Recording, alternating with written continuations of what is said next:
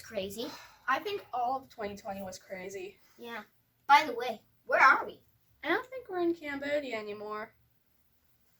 2020 was a crazy year for most of us. As many of you know, at the beginning of July, I started having health issues. My heart would be racing, causing difficulty breathing, palpitations, numbness in my extremities. And our family was just trying to really find that balance between trusting in God and kind of dealing with those health issues in Cambodia or returning to the United States, our home country, to receive medical treatment. God's word and his people were our source of strength during this difficult time. In Psalm 62, 5-6, we read, "My soul finds rest in God. My hope comes from him. Truly, he is my rock and my salvation. He is my fortress. I will not be shaken." That verse was really important to us over these past months as we have just learned what it means to have God as our fortress, as our rock, and what it means to abide in him. When you're abiding him, you can have patience. You can wait on the Lord. You can trust that he has the way forward for you and your family that is the best. During this whole process, God has been showing me how to find rest in him and be on a foundation that everything else around me is shaking. He has held me solid. For the first couple of months in country, I had lots of tests, and we were a little discouraged because we weren't finding out what was wrong with me. Come the end of November, we did have 2 diagnoses, one which led to an ablation, which took place on December 30th. We thank you so much for your prayers.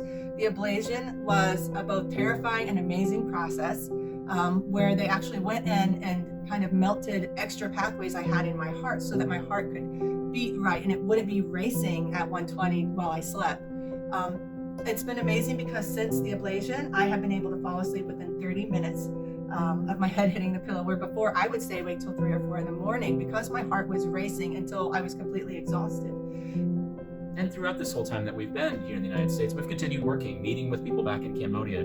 Tiffany continues to homeschool the kids. It's really been an encouraging time to spend time with the kids, to be able to work with their homeschooling, and it's been good to be able to meet with the people back in Cambodia as well.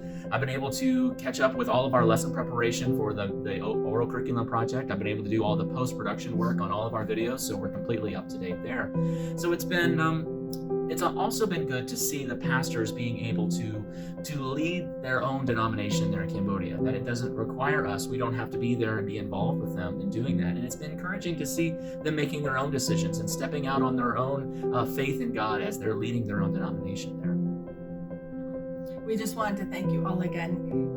Many of you have supported us through prayer. Many of you have given financially, giving gift cards. We have a family from your church, the Johnsons, who've let us stay in their home for almost 5 months now. Most of the time we've been here. And we just feel very blessed by the family of God. And this truly is a process where everyone has come together to support us. And we have felt very loved and very cared for. And so we just wanted to thank you. So thank you so much. And just prayer requests going forward.